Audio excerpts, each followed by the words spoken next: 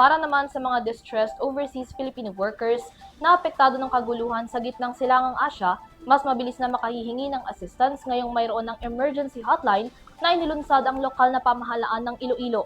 Kung anong numero ang maaaring tawagan, alamin sa balitang hatid ni Micah Villegas.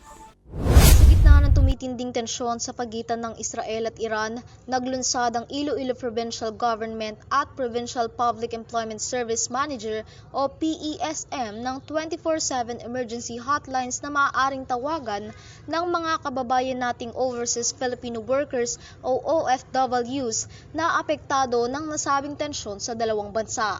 Layunin ng hakbang na ito na matulungan ang mga kababayan nating Pilipino na maaaring maapektuhan ng naturang krisis sa labas ng bansa.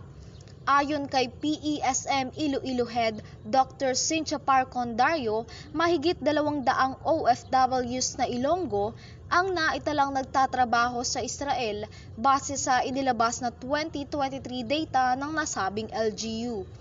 Samantala, patuloy pa rin ang tensyon ng Israel at Iran, 13 katao na ang naitalang nasawi sa Israel habang 224 naman ang naitalang nasawi sa Iran, dulot pa rin ng pagpapakawala ng sunod-sunod na misail. Nananawagan din ang pamahalaang panlalawigan ng pagkakaisa at panalangin para sa kaligtasan ng ating mga kababayan sa gitna ng mga pagsubok sa ibang bansa.